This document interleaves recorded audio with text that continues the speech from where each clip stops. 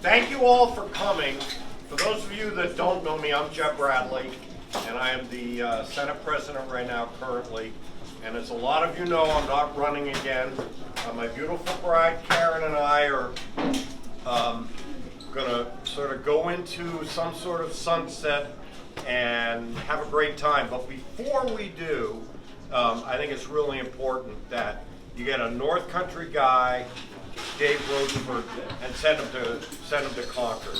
It's been my honor to work with Dave over the last couple of years on a number of healthcare issues. He sponsored a bill to make it easier for physician assistants to be able to practice and get insurance coverage, something that's vitally important for the North Country.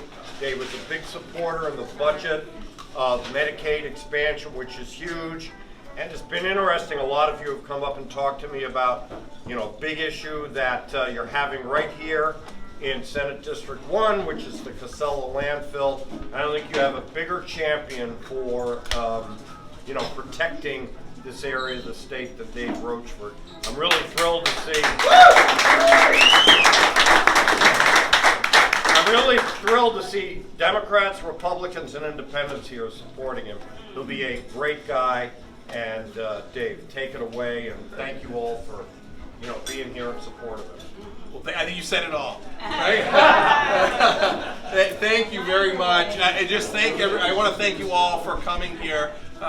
This has been great. I mean, somebody came up to me and said, Dave, I didn't know you had so many friends. And I said, well, that's what we're raising money for, is to pay the people to come, right? But anyway, no, thank you very much. And Senator Bradley said it, something that I think we all here in the North Country understand is New Hampshire doesn't need a new landfill.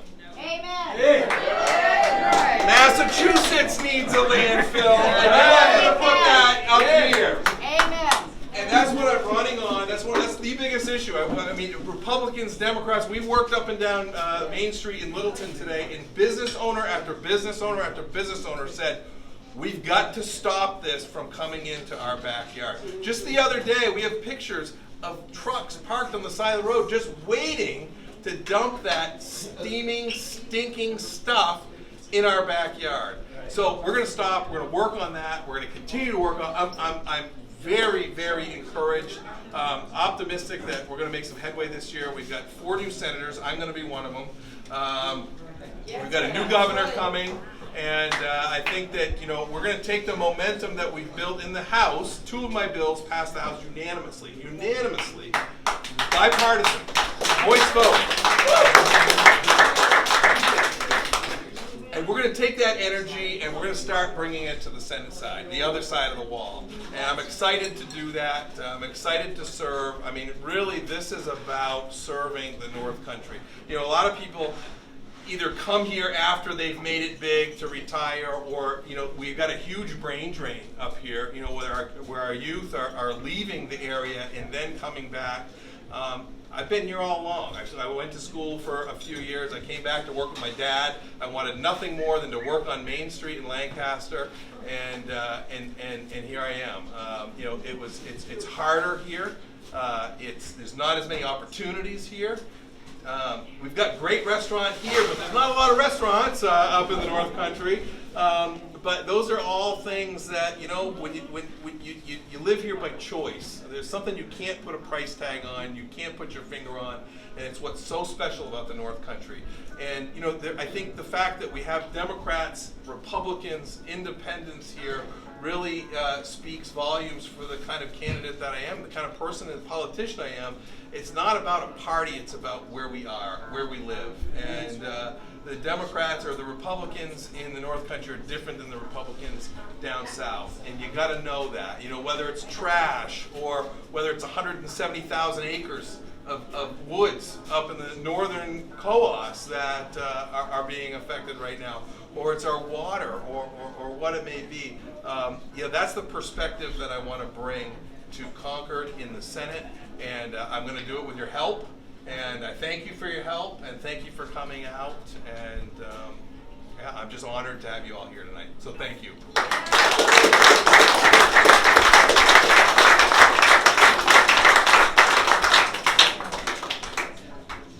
Dave, how can we help you? So let me ask you something. Let me tell you something. Here's something that is very unique to the North Country in this district, Senate District 1. Senate District 1 is the largest district in the state of New Hampshire. It goes all the way from Warren to Pittsburgh. I mean, if you wanted to drive from Warren to Colebrook, it's a 3-hour drive. Huge amount of land. So, I talk to people about, signs and messaging and things like that. If I was running in 3 wards in Nashua, 100 signs would make it look like I was open for business and I was a serious contender. I've already put out 150 signs, and you probably don't see them. So signs cost money. We appreciate, that's what we're here, is to raise money. The variety of folks that we have here representing a variety of interests. Write letters to the editor. Tell them that, hey, I'm not a typical, textbook guy. I listen. I work. I'm proud to say that I think all but 2 or 3 bills that I've sponsored or co-sponsored have been bipartisan. I take pride in that. I'm a pragmatist. I look for solutions. I'm not an activist. I'm not going to introduce legislation that's just there to prove a point, but really serve a purpose. So, helping out with signs, contributions, letters to the editor, just telling your friends. Going back to my business ownership days, a satisfied customer tells 3 people. This is before the internet. An unsatisfied customer tells 7. So, people that are upset at me are really going to use that social media to blast me out. So I just need help, telling, you're obviously here because you support me, and we appreciate that support and getting the message out. So that was the long answer, right? So I appreciate the question. Great. Well, yes. I want to thank you, David, for picking up the bill that we needed for the casino issue. And you were great with it. You helped author it. You fought for it in the House and Senate, and it passed both houses. And we did end up crashing in the Committee of Conference. Yeah. But it's coming again next year. Yeah. And again, you that's did such a great job with that. That's a perfect example of, I'm not anti-gambling, but I think there should be a local say in what we do. You look at things like Keno, that towns can vote whether they want Keno or not. And when we started doing the research, there's a completely silent on this, which has a much, arguably a much greater impact on a community. So you're right, we were able to get a bipartisan bill. We did a non-germane amendment. We worked with committee members, the ranking member, both parties. We got it to pass the House. Got it to the Senate. We passed the Senate, and then politics happened, and the committee of conference kind of went down in flames. But we'll be back next year. Yeah. Thank you.